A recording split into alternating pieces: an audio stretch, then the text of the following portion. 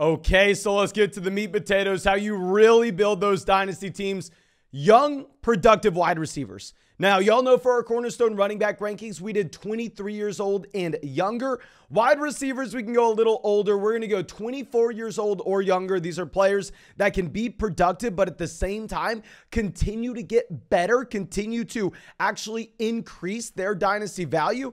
So I will be excited to get into it. But before we do, make sure you drop a like on this video. Subscribe to the channel only if you play Dynasty Fantasy Football. You're only going to find Dynasty content here. And if you want to check out any of these player props, if you want to get in a draft with us in the live stream, or if you want my 2023 Dynasty rankings, you can make a deposit with Underdog Fantasy, and they will match at first deposit, dollar for dollar, up to 100. If you want our 2023 rankings, that will be with a minimum of a $10 deposit on Underdog. You can find that link in the description or in the comment section of this video.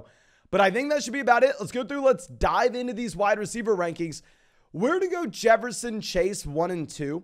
Now, making an argument for anybody else here doesn't matter. It holds no weight. These are clearly guys that are in their own tier.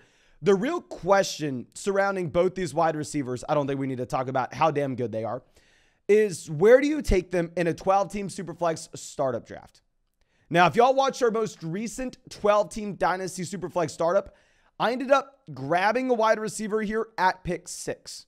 Now, really the question came down to, did you want to take a Justin Jefferson, a Jamar Chase, or at that point, would you rather build your team around that elite stud quarterback, someone like a Jalen Hurts in your Superflex league?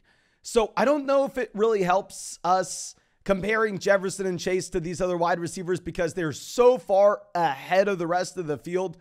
I would love to know your opinion, however, just from a roster construction standpoint of how you're trying to build your team, whether you're looking at one of these wide receivers or that elite level quarterback, not named Mahomes, not named Allen, not named Burrow, of course. And I will say my own stance is probably in a league that has a shallower starting lineup. If you only start, say, 1 quarterback, 2 running backs, 3 receivers, a tight end, a flex, and a super flex, in that shallow format, give me the quarterback because quarterbacks are naturally going to account for a higher percentage of your starting lineup output each and every week. And the wide receiver position will be a little bit more replaceable later on. Whereas the dynasty leagues that I prefer to play in, and almost exclusively at this point, I play in dynasty leagues where you start 11, you start 12 guys, where every week you're throwing 5 wide receivers into your starting lineup, almost minimum. And in that kind of format where that wide receiver depth is going to be significantly harder to come by, where your wide receivers are going to be taking up such a high percentage of your starting lineup output each and every week, there I probably prefer to build around Justin Jefferson, Jamar Chase in the first. I know that probably goes off the rails a little bit here, but I just kind of want to dive in depth of how we should be valuing them in general. We know we're ranking them ahead of CeeDee Lamb. And quick side note, we definitely want the wide receivers over any running backs in Dynasty at this point. Now, going over to tier 2, this is where we have CeeDee Lamb. Lamb's been phenomenal. Like, if you look at CeeDee Lamb through the first 3 years of his NFL career, I understand that maybe some people thought he was disappointing last season or his rookie year, but the reason for that is CeeDee Lamb was good then, just not great. And the expectations for CeeDee Lamb, very similar to an Amari Cooper back in 2015 coming into the NFL, were so high that even if you're good, people are going to kind of look at it as a disappointment, especially if we are going to get to compare you next to guys like Justin Jefferson, Jamar Chase, who are putting up historic seasons. But if you're looking at CeeDee Lamb this year for the Dallas Cowboys, from a market share perspective, Lamb has dominated. Now, the one issue that you've had with CeeDee Lamb, and this may be an issue going forward with the defense built around Micah Parsons, is this is a defense that is so good that the Dallas Cowboys really don't have to just aggressively drop back to pass almost every single down and push the pace of play in a way that they did a few seasons ago. This year, we saw the first fundamental change for the Dallas Cowboys offense in how they call these games, where you actually are looking to run the ball in the second half, which of course what the Dallas Cowboys did a long time ago at the very beginning of Ezekiel Elliott's tenure there. But over the past few years, they had to get away from that. You're kind of hoping that the defense takes a step back just a bit here for Lamb. That way they can get to more of a balanced attack, though. He's been great. He's only 23. He's actually younger than our next guy in Jalen Waddle at 24. With Waddle, I wanted to have him at wide receiver 3, but like we said, CeeDee Lamb's a little bit younger, so I think that we should actually just view these guys in a similar bucket. With Jalen Waddle, you still have Tyreek Hill there, which Tyreek Hill's not as old as you would assume. Tyreek Hill is actually only 28. And Tua has not looked great over the past month. And this is bringing in a decent amount of questions surrounding Tua Tagovailoa's talent, as well as the future in Miami. Now, I think Tua is their franchise quarterback. I think Tua is a good quarterback, not a great quarterback. And earlier in the season when he looked great, maybe people just got a little bit too high on him, and we need to reset expectations. With Waddle, of course, you would rather Tyreek not be there. And if Tyreek wasn't there, he would jump CeeDee Lamb, because I think he would be the dominant alpha wide receiver target, very similar to Lamb in Dallas. But now dropping down to our next tier, we're going to go with Amon-Ra St. Brown at 5. We'll talk about Jameson Williams a little later on, but Jameson Williams had no impact his rookie season. Amon-Ra St. Brown, if we remove the injury-riddled weeks, he was phenomenal. Amon-Ra St. Brown, at one point this season, before he was injured, people were saying, okay, yeah, this is this year's Cooper Kupp.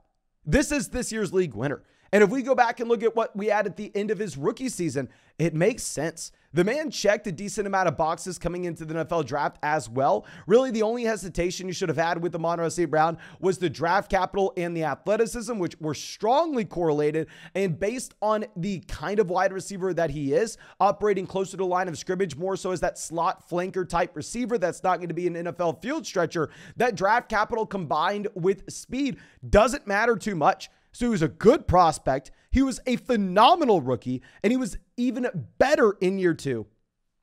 Now, like we said, Jameson Williams wasn't too involved. We'll talk about Williams later on. I think maybe he does expand his role this year, though. And then at 6, we're going to go T. Higgins. Higgins, I know we're maybe a little aggressive on him. He's still only 23, very similar to CeeDee Lamb. And he's going to be attached to Joe Burrow for a very long time. Obviously, Ja'Marr Chase, the dominant alpha wide receiver 1 here. But if you're attached to Joe Burrow, and if you are that good in your own right, I think you have such a high floor ceiling combination. I got to give you a slight edge over someone like Garrett Wilson, who's coming in here at 7. Garrett Wilson, elite rookie season. If you look at where he stacks up historically for this good of a rookie year, it is obnoxious. If you look at the splits that we had with and without Zach Wilson in this offense as well, Garrett Wilson, it was a night and day difference. He was an elite wide receiver with no Zach Wilson his rookie season. Now, of course, the question is, how do the New York Jets fix this quarterback situation long term? Because I don't know the answer to that question, because they don't have their own Joe Burrow, is why I'm going to have T. Higgins ahead of someone like Garrett Wilson, even if Wilson maybe would be a better option if you had a better quarterback. I think you really are just hoping that the Jets somehow, some way, convince Rodgers to come over from Green Bay. Of course, you have to convince the Packers to send him over, though. Now, dropping down to our next tier, we're going to have our first rookie. We're going to go Jackson Smith-Njigba. And we'll have Chris Olave back-to-back, because I have to talk about these guys together. And I'm going to be talking about these guys together all offseason, because, hell, we've seen them next to each other. We've seen them in the same offense. We've seen them on the same football field. Right there with Garrett Wilson. What's hilarious, we have 3 Ohio State wide receivers back-to-back here, where Jackson Smith-Njigba is by far and away the youngest out of this group. And I am willing to go all in on him right away. And the reason for this is, hell, Chris Olave, Garrett Wilson, both look great year 1. They both found so much success. And at Ohio State, Jackson Smith-Njigba dominated them, outproduced them by a large degree as a younger player. I think he is a first-round NFL draft pick this year. Obviously, injury-riddled season to cap off his Ohio State career. I am so excited about him. I really have no hesitation whatsoever. I can't wait to see him. And then Olave at 9. The issue with Olave is, who the hell do the Saints have a quarterback next year? It's going to be a gross spot. You have no money. You traded your draft picks over to Philadelphia. I don't like it. Now, Devonta Smith's going to be our guy here at 10. Smith's been great. He's only 24 years old as well. Now, with the Philadelphia Eagles, if we're looking long-term here, I don't know if he's going to have the potential to get better than he's been. And I know this isn't something people want to hear, but we have to be realistic with ourselves. He's 24. Yes, he can get better as a talent, but you still have an incredibly young A.J. Brown there. You still have an incredibly young Dallas Goedert there. And Jalen Hurts, if he wasn't injured, probably was the MVP this season. And Jalen Hurts missed 0 games. He probably was the MVP. I'm imagining that it's Patrick Mahomes at this point. But this is just pointing out that you had a better Jalen Hurts season than we'll probably ever have again. I'm not saying Jalen Hurts is going to get much worse. I'm just saying, do we just think Jalen Hurts is the MVP every season going forward? Probably not. I mean, just mathematically speaking, he probably regresses just a little bit here.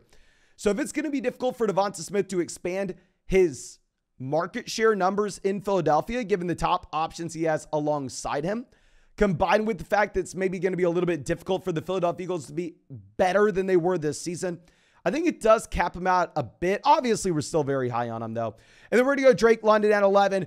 London, an elite wide receiver prospect. Very similar to Jackson Smith in Jigba, where JSN outproduced Garrett Wilson and Chris Olave at a younger age at Ohio State. At USC, Drake London outproduced Amon-Ra St. Brown at a younger age. Of course, we're looking at per game numbers, but still.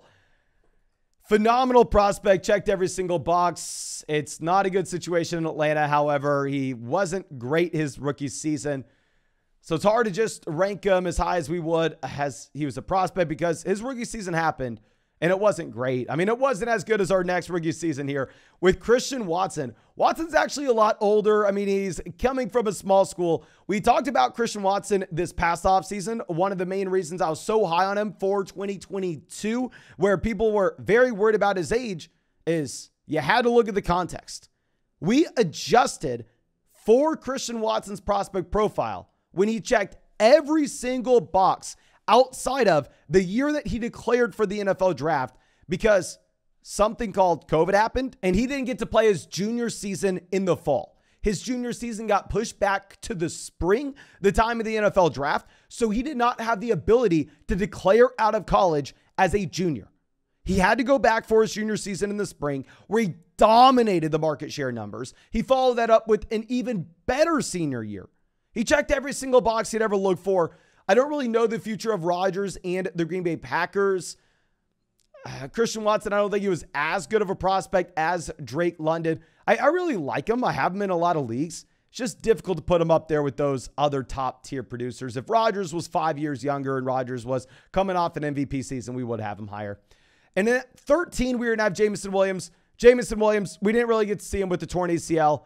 I know a lot of people want to go all in on Jameson Williams. I'll say I'm a little bit more excited about Jameson. Y'all know I did not like him last offseason because we were looking at the fact that he didn't break out till his junior year, that Olave and Garrett Wilson dominated him, and people were trying to tell us that Jameson Williams was someone to take over those receivers coming off a torn ACL. It was laughably bad. I did not like Jameson Williams last offseason.